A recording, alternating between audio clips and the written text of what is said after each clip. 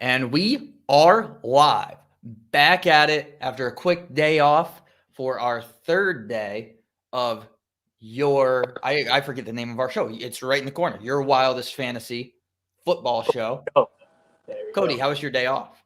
My day off was fantastic, rejuvenating. It was kind of boring. There was no football to watch.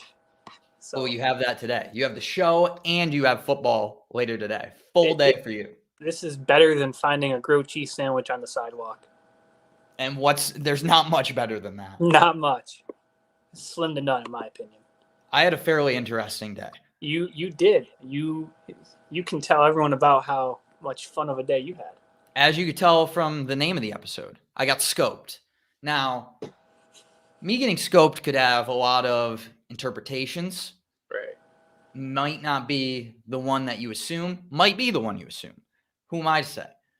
So I had to go to the doctors for an endoscopy yesterday. That is when they literally just stick. I don't want to motion it out. Probably just like very memeable offense for me to do that. I think you could have kept going. I didn't see it. They didn't let me see it before they. I don't want to say stuck it in me, but that's actually what they did. So, and I think that was by design. I don't think they want you to be able to see it. No, I feel like that discourages people from coming in. Basically, what they did is they had to stick a camera in my gut because I've been having gut issues. I should put like breaking news. I'm having gut issues. I hope that whoever our producer is can get on that. And I'm not typing. My arms are just spasming. They gotta be fired. Whoever our producer is, get rid of him. Yeah. I can. There we go. So let's get a little ticker going, if I can, if somebody can. I have gut issues is really the problem here. So I want to tell a little bit of a story. Got into the doctors. They put me in a gown and everything. And then they sent me into the room. They like wheeled my bed in, which was worth the price of admission already. I was like going through the halls. They were spinning me around. It was just a pleasant experience for that part of it. And then I got into the doctor's office, or not the doctor's office, but like the room where they perform the surgery or whatever it would be. And they set me up. They said, get on your side if you can. And I said, okay. Like, I don't know why I need to do that, but that's okay if that's possible. So got on my side. I'm really, I don't want to brag, but I'm pretty talented at it. I got it right the first try. So, and then they put this like mouth thing in, and it was kind of like a gag.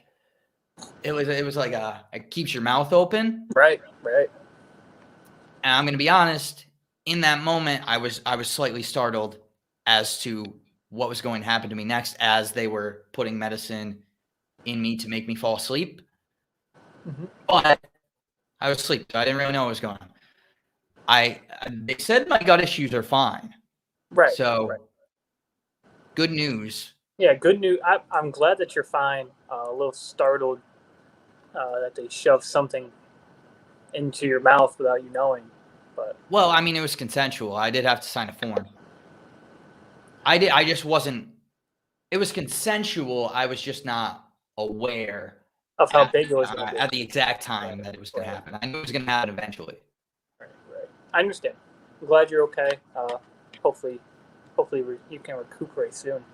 Yes, and while it was an interesting day to get scoped and get to ride around in a hospital bed, I'm very happy to be back with you today. I'm very happy you're here. We have a lot to talk about. I have another appointment at like 2:00, so we got to get through a bunch in a very quick amount of time. Today, we are talking about Thursday Night Football, which I am just realizing I've written so much for. Everything else that I completely forgot about Thursday Night Football. Luckily, there isn't much to talk about for Thursday Night Football. It is the Texans and the Panthers. Right. Before we get into that, I want to go quickly through the injury updates. We have 2 quarterbacks that are already announced as out, Andy Dalton and Tua. Do those really impact any of the fantasy relevant players? You weren't starting. I don't think anybody was starting Dalton or Tua. Does it impact any of the players on their team that those aren't playing? No, I don't think it does too much.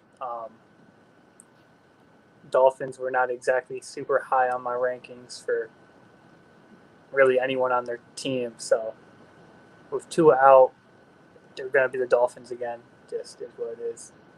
Andy Dalton, not really. Maybe Justin Fields might take away some of the running potential for the running backs, just because he might be a little bit more mobile than Dalton. But it shouldn't be too much that it really starts eating into your running backs' productivity.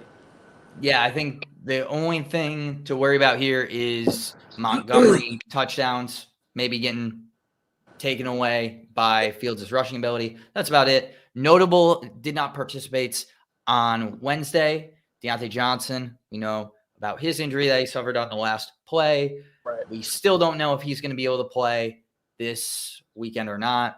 Jacobs, we talked about earlier. They said he's unlikely to play. Dalvin was not able to participate. We don't really know fully what that was about. I mean, we know that he got banged up last Sunday, but we don't know whether that is going to impact his ability to play this weekend or not. We'll keep you updated. Henderson did not participate, waiting for more information on Friday. And then probably one of the more interesting ones, Eli Mitchell did not participate. They said the injury is a little bit more serious than a stinger, but Trey Sermon, who suffered a concussion over the weekend and is now in the concussion protocol, was limited in practice. So what do you make of this 49ers backfield going into this weekend? Is this like a big thing, or are you waiting? I'm still going to wait on it. 49ers backfield has been a mess since week one. A little bit surprised that Mitchell is already, like they're already saying it's more than a stinger. That could have some fantasy repercussions for people who went out and used their number one waiver pick to get him and or traded for him this week. Is this Trey Sermon time? Because no, I don't think it is. I think it's going to be by committee a little bit more, depending. But what if Elijah Mitchell doesn't play? Then Trey Sermon is in for a good week. It could be Trey Sermon time, people. Let's get excited. I've been sitting on Trey Sermon forever. You saw my preseason rankings, which you can see at agfpodcast.com. They're still out there. A little plug ski for that. And you can see all the things that I got wrong. Most of the things I got right, but you could, if you wanted to, put a negative spin on it, see the things I got wrong. Jared Goff. Trey Sermon is a guy that I've been high on. This could be the weekend that he gets his chance. He could potentially be a buy low guy. Who knows?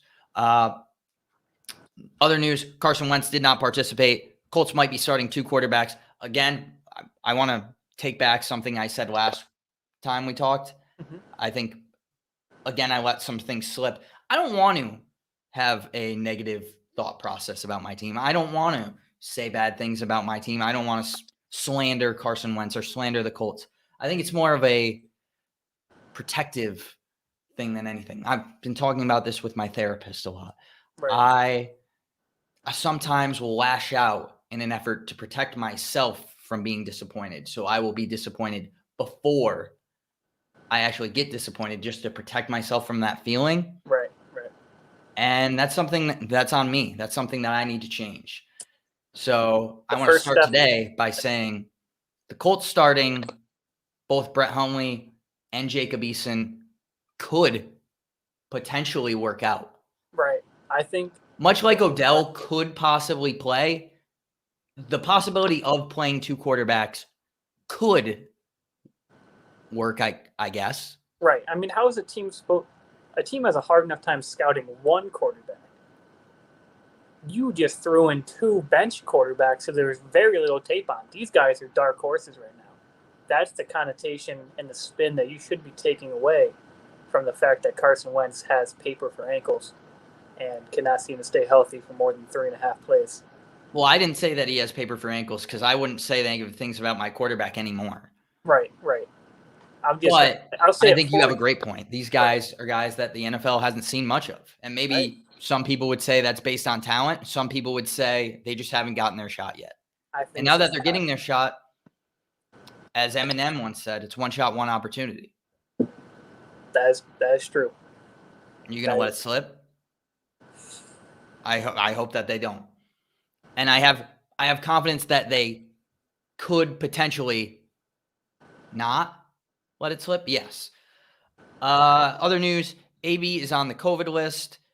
He was vaccinated, so that means he does have a chance to play this weekend if he gets 2 negative tests. So we'll stay updated on that. As for the positive news, guy we just mentioned, Odell Beckham Jr. and Laviska were full participants on Wednesday. Good. So this brings me to, before we get into Thursday Night Football, a trade that let's save the trade talk because I'm going to talk about the guy later. Let's talk about Thursday Night Football quick. I don't think we need too much time to talk about it because we kind of talked about Brandon Cooks a few times this week. Right. And he's really the only relevant guy on the Texans. I'm tempering my expectations, but I think he's still a flex play depending on who else you have. Obviously, for the Panthers, you're starting DJ Moore. You're starting Christian McCaffrey pretty happily. Starting Christian McCaffrey, may I add. And I probably would try to avoid Robbie Anderson in most situations, but he could be a good play this week if you need him. He's definitely a high upside flex with a lot of bust potential as well. Panthers defense you're starting. Is there anything that you would want to add into that? No. Brandon Cooks is having a better season than DJ Moore so far. So far? Yeah, I said so far. He's not going to finish this way, especially with the third string quarterback starting for the Texans.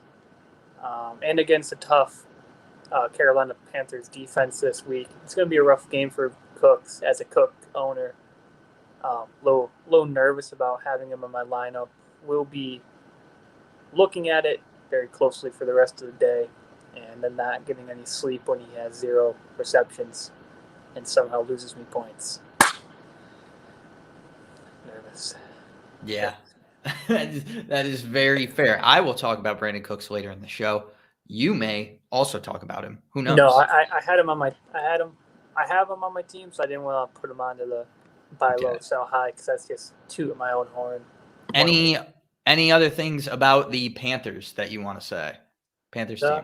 Panthers, they're just a good organization. I don't know. I mean, what else do you want me to say? Royce Freeman. Would you start Robbie Anderson this week? Yes, I would. Interesting. In a heartbeat. Would you start Robbie Anderson over Brandon Cooks?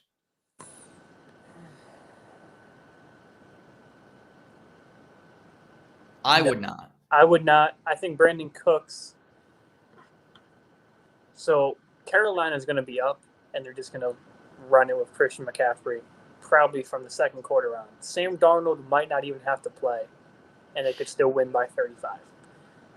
Brandon Cooks is going to have to be out there catching passes and trying to get open. I think he had a 50% target share when Tyrod Taylor went down in the second half. I believe he had like a 50% target share, so he could have a pretty hefty game.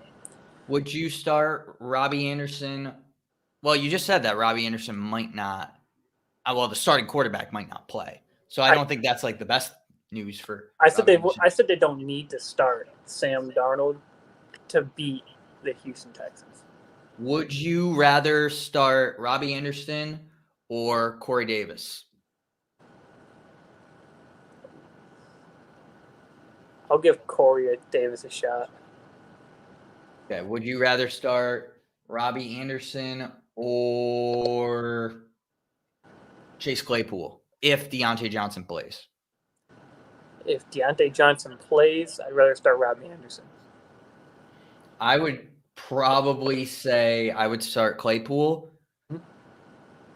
I don't think you're silly for starting him. I think it's a close call. Like I think it's a close one for me. I could just see Carolina doing a couple short passes and then calling it a day, and Robbie Anderson just somehow getting a lot of work. Yeah, I'm worried about that as well. So moving on to what most of our show is going to be about today, our buy low, sell high guys. These are some trades that we think would be good to make, seeing the value of guys right now. Right. Some guys that have been underperforming so far that you might be able to get at a discount for how they will perform the rest of the season, or some guys that might be overperforming that we think you might be able to get some better guys for the rest of the way.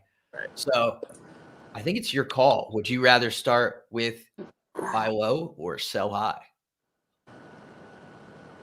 I think we should go buy low just because I can talk about my trade I did this morning with my number you had one. a trade this morning as well. We might both have trades today. We could both potentially. I have secured the fact that I do have a trade. Yes, yours is done. You are still trying to finesse and finagle for every last dollar you could get out of a third string running back. There's no running backs involved on my part. All right. So the Clyde Edwards-Hilaire was my number one buy low candidate. He has underperformed wicked so far this year. 10.2 points week 1, 2.5 points week 2. Absolutely terrible start to the season for the Chiefs' leading running back, who is not even in a committee anymore, just like straight by himself. I think better days are yet to come for CEH. I really do. So I went out, traded for CEH, and I had a sell high guy, Brandon Cooks, traded him, and I traded Kittle for Goddard, and Edwards-Hilaire for Brandon Cooks was my trade today. I'm happy with it. So you traded CEH. Oh wait, no. I traded Kittle, I already messed it up. Cooks right, and Kittle right, for CEH and Goddard. Right. I do favor your side. I don't think it's an uneven trade. I think it's pretty fair. I think we both have potential for this to be a good trade for both of us. For my team in particular, I have Evan Ingram and not Hawkinson, but my Vikings tight end who I can't. Conklin. I don't know why he should never be mentioned on this show. Right. I mean, he outperformed Kyle Pitts week 1. That's all I need to say in the discussion. But now I have 3 tight ends on my team, all who could go for a good week when healthy. Stop. No, Tyler Conklin is not going for a good week. He outperformed Pitts. That's all I got. Yeah, outperformed Pitts 1 week. Right. A rookie who I wasn't even that high. I don't think like many people. I think a lot of people were really high on him, actually. Yeah, but like 1 week. Yeah. 1 week's all you need to win a fantasy league, baby. You lost that week. I did. I did indeed. So I agree with you on Clyde Edwards-Hilaire as a buy low. He's not in my top 3 because there are some pretty serious concerns for me. Right. I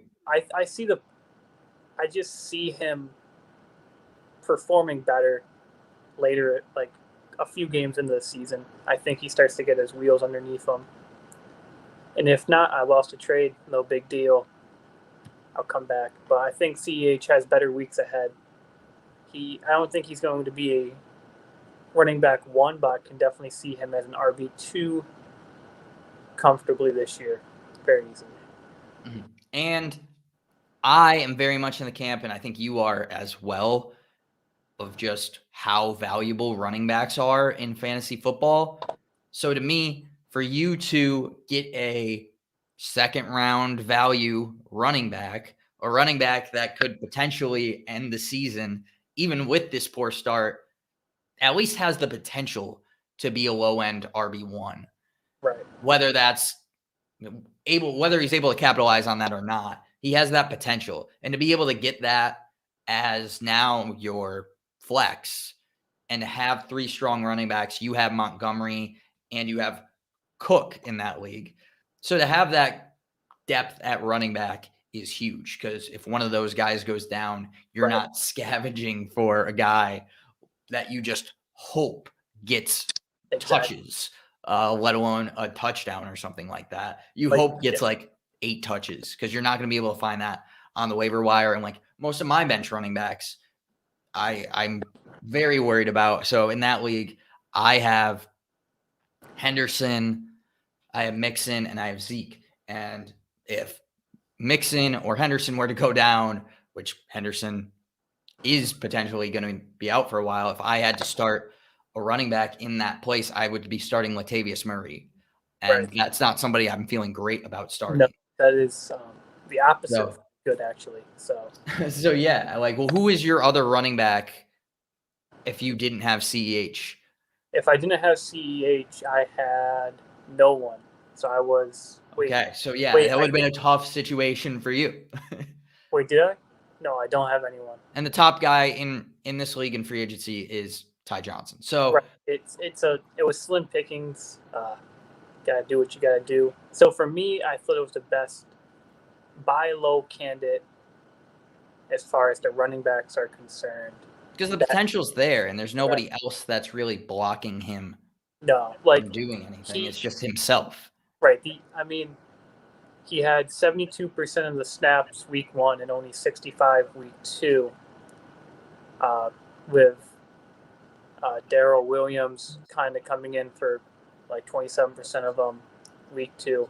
But I'm not upset about that. Like, I think that when CEH 65% is still a good amount in comparison. Like for comparison, Antonio Gibson hasn't gotten 65% of the snaps in either game so far. I think that it's the Chiefs. You have Patrick Mahomes, Tyreek Hill, and Travis Kelce to help alleviate the pressure from you. Hit him on a couple swing passes, and he'll go for 30, 35 yards, and now he got you 8 points in your league. I mean, the running back on a Andy Reid offense is always going to have value. Whether that's going to be flex value or running back 1 value is still to be determined. It's not looking great, but that's why they're called buy low candidates. Yeah, exactly. I'm actually going to talk about my top 2 guys here, because in this trade that I need your opinion, I need audience opinion, I need everybody's opinion that I can get. I like that you're going into full sailor mode for this, because we're going to really need to set sail to figure out if this move can move forward. So I'm here for you. My top guy is A.J. Brown. A.J. Brown is the wide receiver 45 right now in fantasy. Not having 4 catches, 49 yards, and a touchdown for 12.9 fantasy points in half PPR in week 1. And he only had 3 catches for 43 yards for 5.8 fantasy points in week 2. Now, he got 8 targets in week 1 and 9 targets in week 2. The offense looked a lot better in week 2, and he's getting the looks. So I think it's only a matter of time before that connection is established. Right. And this Titans offense starts to turn into what we expected of them, mainly because they have to. Their defense is so bad right now.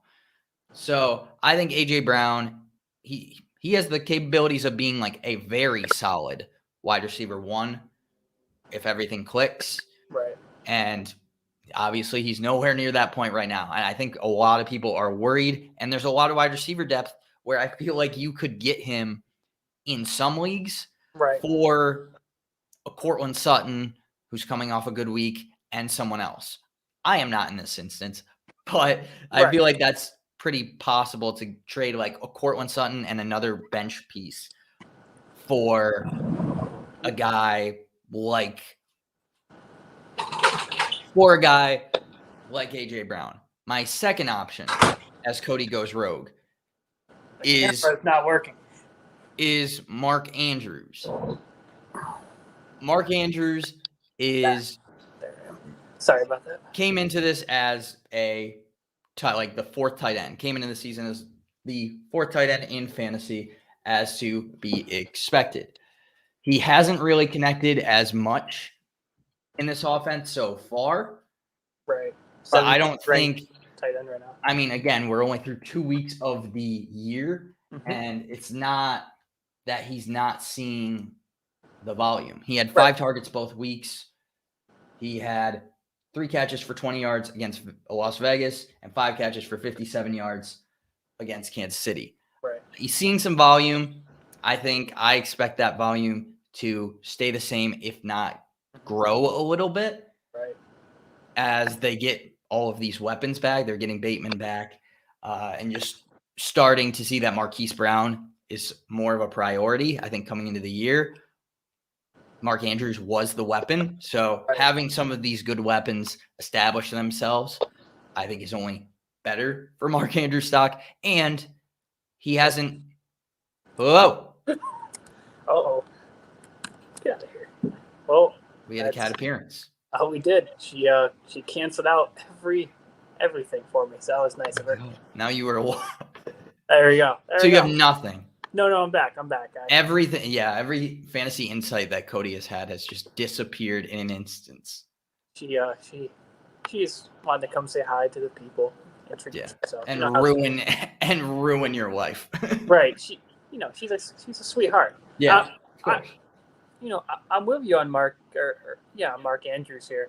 He also, before you praise me, which I appreciate. It's going to be a praise and a diss, but I'll let you think of what you He want. also doesn't have any touchdowns yet on the season, where there's other guys, maybe like a Noah Fant, who have benefited from having a touchdown so far.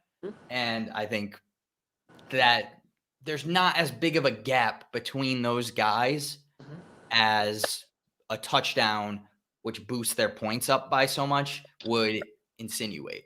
Right. Just one other thing to say about Mark Andrews. He has a quarterback on his team who can't seem to throw it very far. Here we come again. So Lamar has thrown it 30 times in week 1 and 26 times in week 2. And Mark Andrews has received 5 targets each time. Week 1, that'd be 1 out of every 6 passes is going Mark Andrews' way. Week 2, it's basically 1 every 5. So 20% of the targets went to Mark Andrews. I do like it. Touchdowns are going to be a little hard just because they have 2 good running backs in the backfield back there to run it in. So touchdowns could be a little tough, especially when they get in close. But I do like them just for picking up some yards and to get targets, like a 20% share. That's pretty good in my opinion. So I like it. He's good. He could be a good buy low, depending on who and what you're giving up for him. Yeah, he has less than 10 fantasy points in both games. Right. But he definitely would have had more if he had a touch like that. I think that's the big thing is everybody looks at the numbers and it's like, oh, this guy has double-digit targets, or double-digit fantasy points, but he would have had 3, or he would have had 4 if he didn't have a touchdown. And some people will get more excited by that. So in this instance, the trade that I need to talk to you about is I would be trading away Terry McLaurin. Okay. Scary Terry. I would be trading away Noah Fant. Okay. Noah Fant. Questionable at the moment. And Hunter Renfrow. Oh, my guy. My G. I know. I don't like giving away Renfrow. I don't like the fact that you have to give him up. But let's hear who you'd be acquiring in this. I would be acquiring AJ Brown. Okay. Odell Beckham. Okay. And Mark Andrews. Odell Beckham, remember, Jarvis is going to be out for a little while. Right. He should come back this week. He was a full participant yesterday. Right. He was also a full participant week 1. He was not a full participant in practice. He was expected to come back, but he was limited in practice. Didn't he start the game or not start the game? No. He didn't warm up? He warmed up, but he was Right. not. He was ruled out before the game, and then he was never a full participant in practice until this I week. misheard news. I think that's a interesting trade. You're giving up guys who are currently performing well for guys who could potentially perform well, but right now are here. So, on face value, you're losing the trade, but there's a big upside for AJ Brown. For the Tennessee Titans are not going to have one passing touchdown all year. Obviously, they're going to have more. He's going to be a big participant in the pass game. I like that. Mark Andrews getting 20 to 25% of the target share for the Ravens. That's pretty huge. I don't hate it. It's a tough one for me to pull the trigger on, but I don't hate it. Yeah, I mean, it's something that I'm thinking about. This person also has Sony Michel. So I was thinking, I have Darryl Henderson in this league. They have Sony Michel. I was possibly thinking, which I'm not sure that I want to do, of throwing Darryl Henderson in and trying to acquire Antonio Gibson. I don't know if that will happen. Well, Henderson was one of my he is one of my sell high guys. So nice transition without trying to. Yes. He's one of my sell high guys, especially with the injury. Banged up rib cage or something in his ribs. I don't know what it is. He has rib cartilage problems. Right, something like that. Questionable for this week. Right. I mean, he's a number 9 back right now. If you tell me he's going to finish as a top 10 back this year, maybe. I believe he's the number 6 back right now. Sorry, I'm looking at PPR. I can't change it. But in PPR, he's a number 9. But he could be number 6 in half-point PPR. He is. Oh, good. Glad he is. Even more of a reason to sell him high because he's not going to finish in the top 7 running backs at the end of the year. So who do you think you could actually get for Darryl Henderson right now with the injury and all that stuff? That's tough. So I think you would have to do it you would have to either wait until they say he's going to play, or you would have to do it to somebody who has Sony Michel. Right. So would you trade Darryl Henderson for Antonio Gibson? I'm not high on Gibson just because I have him in a league and he underperformed last week for me, so I'm a little salty about that. Still was able to win the week, but no part thanks to Antonio Gibson. The only thing that worries me about Gibson is just the offense. I feel like I'm not worried about him as the player, but that's another reason why. Sorry to go back to my buy low guys. Right. But I feel like Terry McLaurin is not on an offense that will have as many scoring opportunities as AJ Brown, right, or even Odell Beckham Jr. Now, I'm not saying that Terry's going to be outperformed by Odell Beckham Jr. this year. If I had to put my money on it, I think Terry will be better than Odell in fantasy this year. Well, he had at least 2 more games to play, so I hope he can outperform someone who's coming back from an injury. So I hope so. But my philosophy on it was, I think Terry for AJ Brown, if it is a downgrade, it is a minor downgrade at best. I don't think there's that big of a difference between the two fantasy-wise for the rest of the year. You were very high on Terry McLaurin coming into the year. I still do like Terry. Well, you had him ranked in what, like the top 6? He was my 6th receiver to start the year, I believe. I mean, week 1, he went 4 for 4. He was my 7th. I apologize. 7th. Right. He went 4 for 4, 62 yards.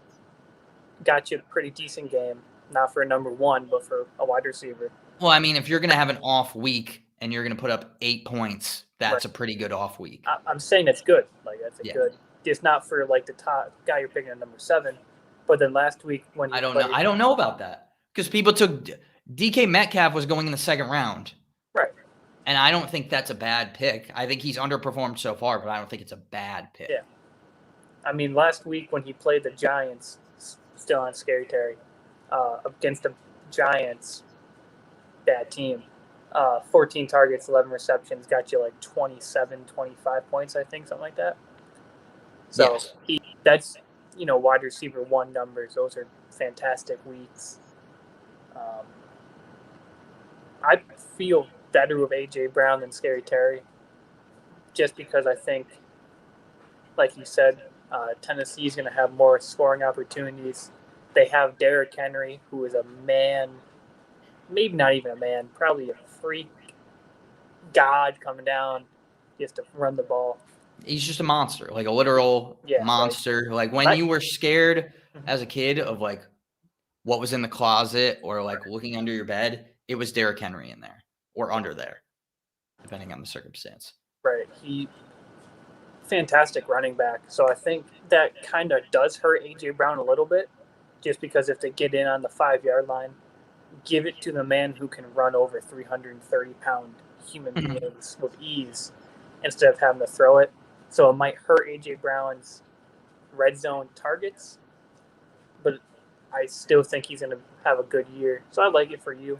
I think it's not that big of a difference where obviously Renfro to OBJ is a huge difference. And then I think Fant for Andrews is a little bit of a downward move, but not a huge move that's going to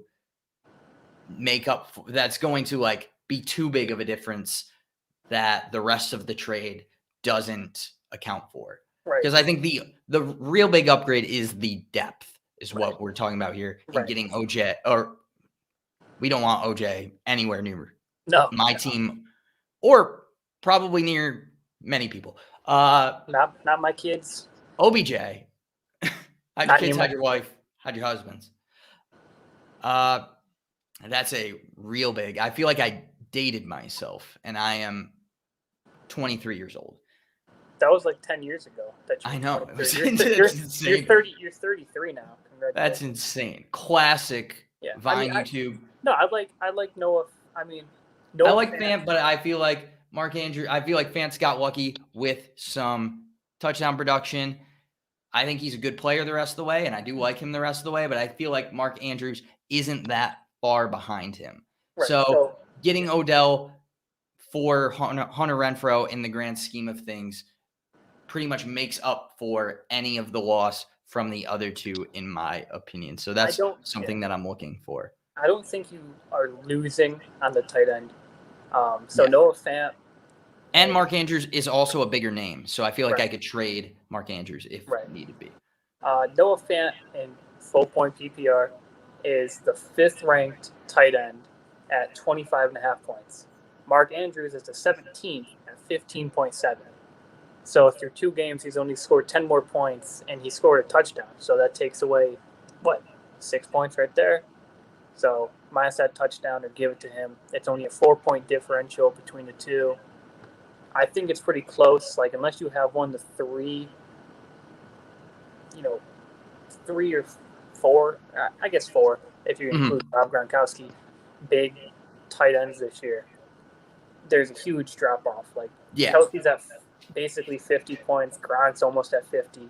I think it's Kelsey, Hawkinson, Waller. I don't even put Gronk. And let's move on because, I don't want to talk say that nobody gives a shit about my trades, but people probably don't care too much about my trades. They probably don't care as much as you care about your trades. So I could talk about my own trades all day, but nobody else probably wants to hear about that. So let's keep moving along. Do you have any more buy lows before we get into the sell highs quickly? I'll just group these guys together real quick. 3 wide receivers who are underperforming this year that I had were Justin Jefferson, Stephon Diggs, Devontae Smith. Smith is a rookie. He had a great week 1. Last week was a little tough. And this week, it could be another tough matchup. Playing the Cowboys, who do have a lockdown corner, is going to hurt him this week. So this week's going to be another opportunity for people to try to lowball Devontae Smith from him having a bad week. But Justin Jefferson and Stephon Diggs, underperforming wicked this year. they were both drafted with the mindset that they were going to have fantastic years this year, be RB1s, RB2s at worst. And Jefferson, so far, is not. He has had a very good year. He's the 26th wide receiver. But he's put up double digits in both weeks. I feel like you can't be too upset about that. You're not upset, but I feel like you could low these guys for someone who's you could lowball them for someone like a Tyler Lockett, a Deebo Samuel, and a Mike Williams, who are outperforming what they're going to do the rest of the year. Right. And you could use those guys as sell highs to buy low on a Jefferson, a Diggs, and a Smith, and just kind of flip it. That's why I had to kind of group them together for my sell highs and buy lows for those. Just for the wide receivers, it's a little tough because there's some names up in the top 15 who do not belong there if you look at it. For the season long, yeah. For season long. And then there's guys 25 to 35 who are there that should not be there. Mm-hmm. And I was just throwing those guys in. I think Justin Jefferson he's having a great year, but he could be having a far better year than what fantasy owners drafted him to be having. Same with Diggs. Smith was a mid-round Smith you could definitely get at a cheaper price. I agree with you on Smith for sure. I think it's going to take a lot, and I agree when you made it clear you're going to have to trade a good piece like a Deebo or a Lockett, or even would you trade? You didn't mention one name there. Would you trade Cooper Kupp for one of those guys? So personally, Vikings fan, big Vikings guy, I would probably trade Kupp for Jefferson or Diggs, who are either currently a Viking or were a Viking. I wouldn't do it for Smith. Now, can you unbias yourself to other fantasy owners? Maybe. Okay, because I would do it for Diggs. I would not. I would consider it for Diggs. I would not do it for Jefferson. Diggs does have a bigger role and a more pass dominant. He just has less competition. Right. I would do it for unbiasedly. I would do it for Diggs. Probably Cooper Kupp is going to be a top 15 wide receiver. He's just not going to be the number one. I mean, Tyreek Hill is probably not going to finish at 7th after the 5.5 points he got last week. Mm-hmm. He's going to come back. Hopkins is going to get up there. I think and it's just not. I think that's our point. Is not overreacting to these ranking numbers. I'll go through my quick buy lows. I had my third guy, Javonte Williams, running back 44 right now. Yep. He's got a very even split with Melvin Gordon, and Melvin Gordon's run off that big run that has him a lot higher than Javonte Williams right now. And Javonte Williams has had single digits in both games, but he's had pretty even time on the field in comparison to Melvin Gordon. I think sooner than later, Javonte is going to just make more of an impact and win this job over as the main guy. So Javonte Williams is a super buy low that you probably don't have to spend that much on. Some bigger guys that I think you might be able to buy low on. It's going to take a RB2 to do it.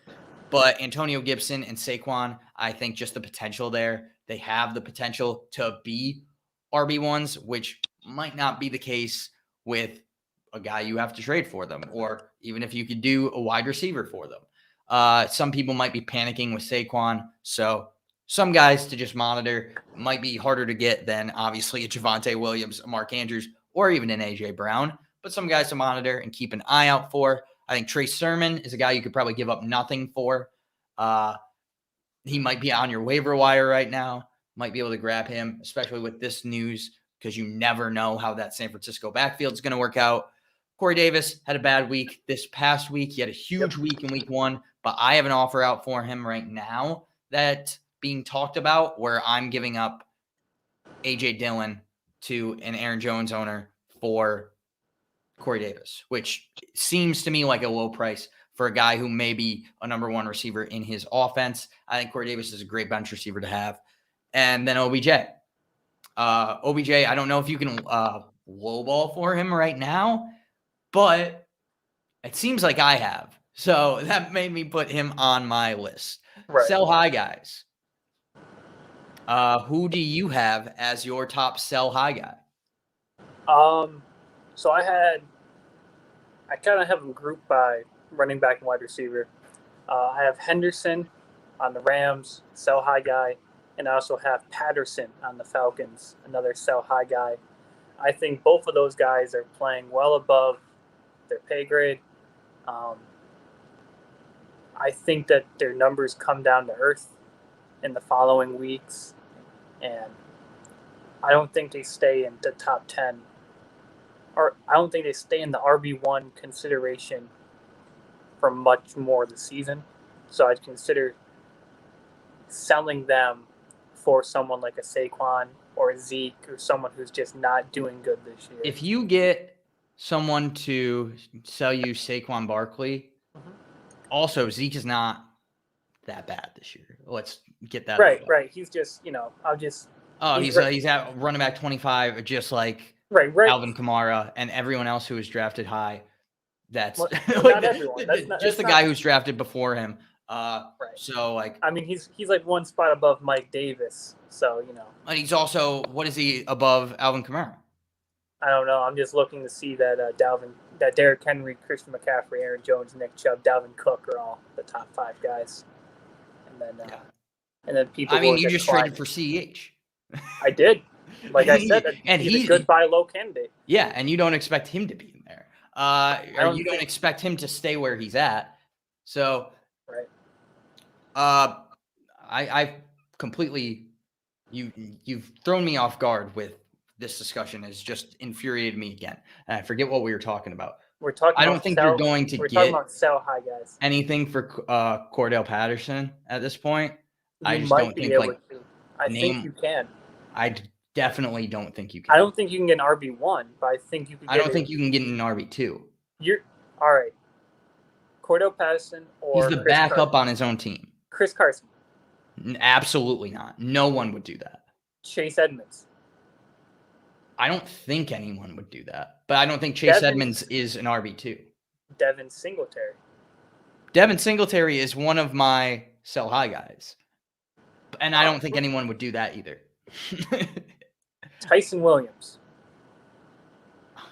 You shouldn't, but maybe just because the name is not popular. Damian Harris. You shouldn't. I feel like you're just saying you shouldn't the entire time. I mean, let's just be out. Like, if you can sell. So, like, I think those guys are more in question, I guess. If someone's not paying attention and realizing that Cordell Patterson is sharing carries and is the secondary guy on the Falcons, who have not been a great run offense so far. I don't think you're going to get much for Cordell Patterson. But I do say if you can get something for him, sell him. These are sell high guys. We're not talking for our league. I just don't think you can sell too high on him because it's Cordell Patterson.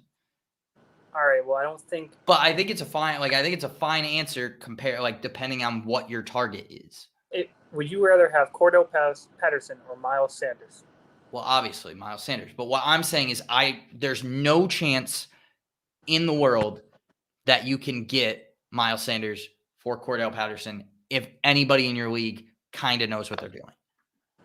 Which not everyone does. No.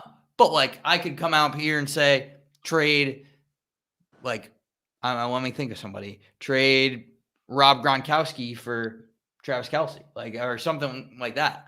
Well, why would you trade up, though? Or trade Devin Singletary who's running back 17, for Kamara. But that's not going to happen. Or Zeke. Because Zeke apparently sucks now. Hey, Tony Pollard's ranked higher than he is. That's all I gotta.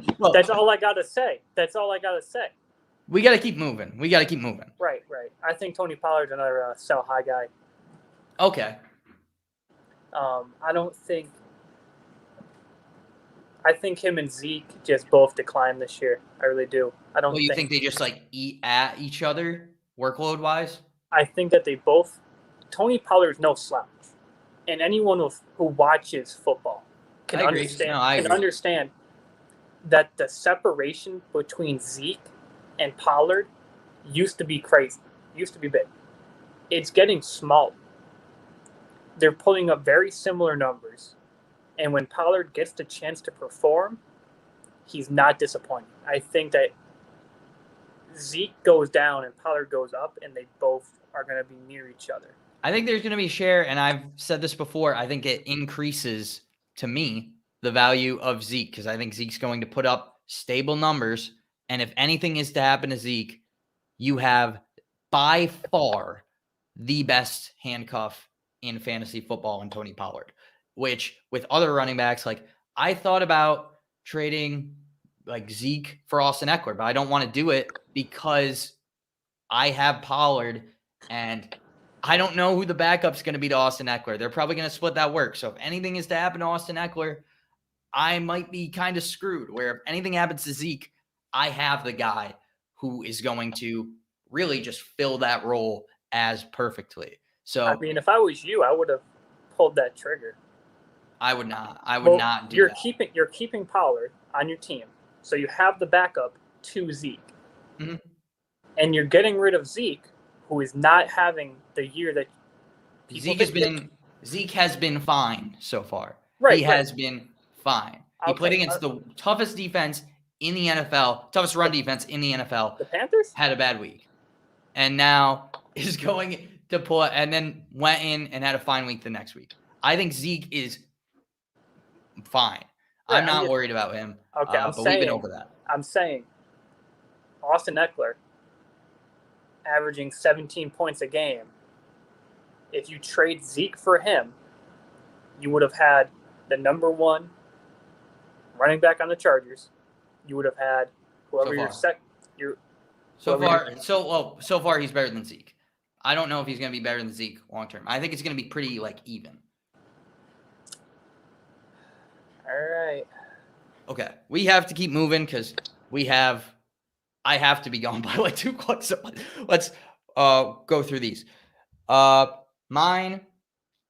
top one is Deebo Samuel. I think I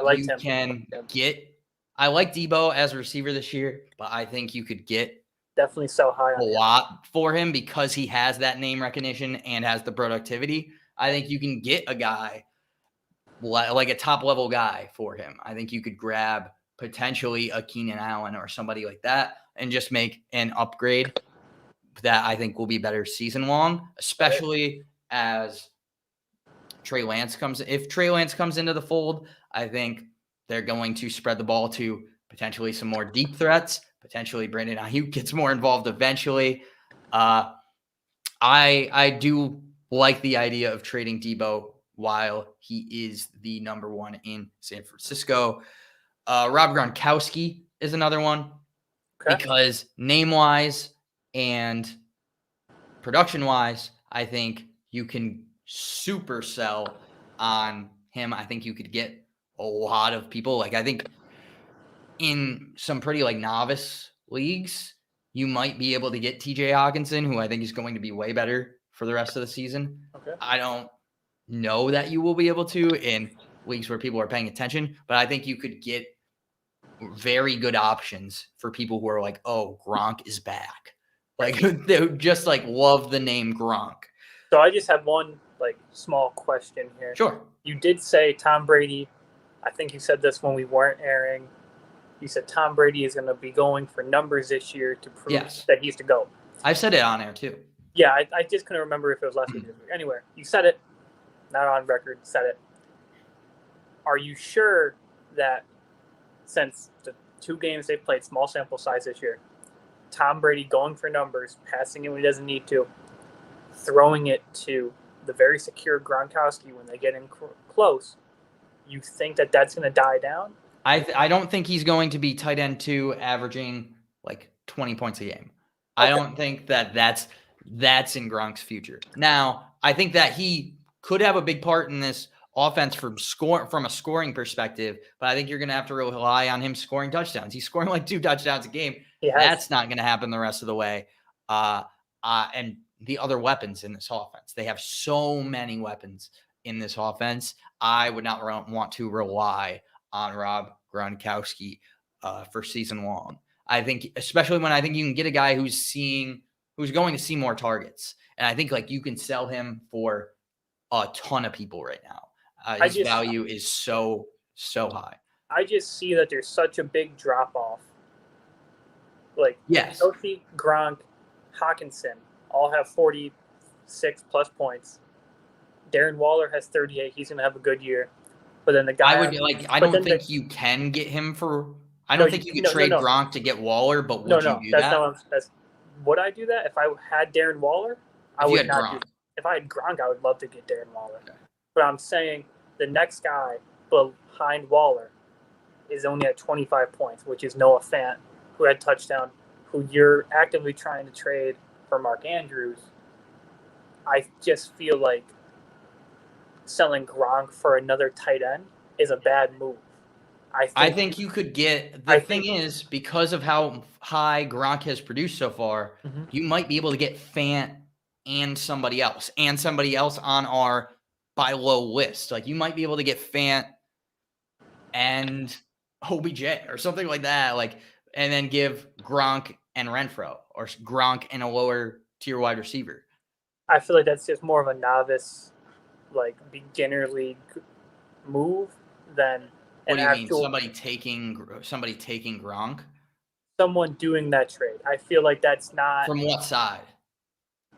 I feel like if you had Fant, you're not. If I offered you Gronkowski for Fant, I feel like you're gonna say no. Like, you're just. I would think about it, but I would say no. Yes. I know you would say no because I've seen the trades that you have declined, and I know how people who know fantasy work. That's why I think you don't trade Gronk for another tight end because you're not gonna. You could pick up a Dawson Knox off the free agent wire. No, you can't pick up Dawson Knox. You can in my league. You can. I mean, I guess it is an option. But like, if you're picking up Dawson Knox, you're mentally preparing yourself to lose before your week starts. I don't know. If you start Dawson Knox with any kind of confidence, you are the reason that you're losing. You can't put any blame on Dawson Knox. Right. I mean, he's only outperforming Kittle, Tunyon, Smith, Cook, Williams, Andrews, Hopper, Njoku. He's just outperforming Hunter Henry. He's outperforming all those guys. Yeah, well, we just talked about Tyler Conklin has outperformed Pitts in week 1, but nobody's putting Tyler Conklin in their lineup besides you. I wouldn't. But I'm saying that in other leagues, there's people like Schwan Johnson over here. No. And there is. He's a free agent in this league. But I have Darren Waller, so I don't need him. But I'm saying you can pick and choose a tight end if you don't have one of the top 3 guys that I feel like you should use Rob Gronkowski. If you're going to sell him high, sell him for a running back 2, or a flex option running back, or a wide receiver with more upside. I'm not trying to argue with you about what tight ends are good and what tight ends are bad, because obviously no one knows until the week happens. But there's situations, some teams are bad against them.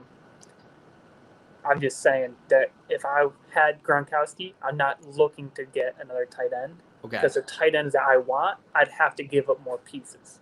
Yeah, and that's fine. That's fine. I'm saying go get a wide receiver or a running back for, like, if you look on any league, the top 20 guys on the running backs and top 20 wide receivers are all picked up.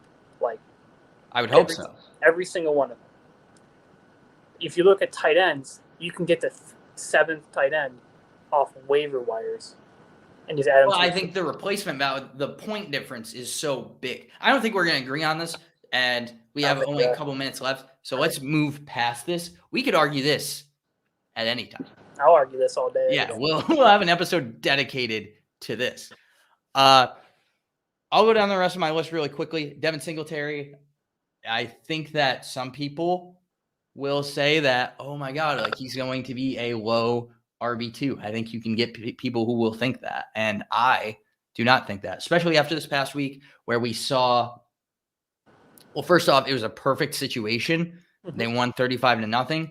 And we saw Zach Moss kind of return into the old role, the old split where it's Devin Singletary in the middle of the field. And then in between the 20s, it is Zach Moss. So I think this is going to be pretty similar to last year. I would sell on Devin Singletary while I could. Jamar Chase is another guy. Yep. I just think that there's too many options in that offense. I think people are going to attach to the name Jamar Chase and potentially be willing to trade for one of these guys who have underproduced so far because of the name, because of the production that has come primarily through a lot of touchdowns so far. Henry Ruggs, similar case. He had a 61-yard touchdown last week. I think that people are going to – he's wide receiver 27, so I don't think you're going to get a stud for him. But I think you could get a better, more consistent bench piece for Henry Ruggs. And then Brandon Cooks, who I know is on your list as well. Brandon Cook, I like your list. Brandon Cook, sell high guy. Tyler Lockett, sell high guy. I feel like he will not be the wide receiver 2 at the end of the year. I'd sell him for Keenan Allen, DJ Moore. If someone, maybe even a Diggs, if the person is desperate for a win, they might be like, sure, give me the number 2 and I'll give you the 24. I don't know. Some people don't pay attention to numbers. Some people do. Some people don't. I just feel like you can get very good value for Tyler Lockett. And when DK Metcalf comes back into being DK Metcalf again, then Tyler Lockett's role will just subside very quickly and without warning. Quick question. Would you trade Tyler Lockett for DK Metcalf? Which one do I have? You have Tyler Lockett, trading him for DK. I would do that. If I had DK, I would also do that. If I had DK, I would not do a straight up trade for that. I would need more pieces because I just know end of the year DK Metcalf should have more points than Tyler Lockett. Mm-hmm. I could live with that trade backfiring on me. Right. I'd rather die on that horse than having Tyler Lockett as my number 1 wide receiver. Any other horse, yeah. That is a good horse to die on if you were to choose a horse. Hopefully you don't die on any horse. I don't think dying on a horse is one of the best places to die. No, it's underrated. I think it's over from, I suppose, your standards. But we could argue about that some other time as well. Did you have any other last guys to mention before we sign off for the day? You covered my guys. I just threw in the 2 other guys that you didn't cover. I like the list. Well, that is it for us today. Tomorrow we will be back to cover Thursday night football. We will cover the weekend slate as well and give some bold takes for what we expect to happen this week in fantasy football. Thank you all for watching, whether that be live or after in podcast form. We're available pretty much anywhere you can listen to podcasts, or you can watch us on YouTube at Your Wildest Fantasy Football Show, or on Twitch at just Your Wildest Fantasy. No just. It is Your Wildest Fantasy. No it is either. It's no it's. Okay. That is us for it today. That is it for us today. There we go. There we go. Thank you for listening, and we will see y'all tomorrow.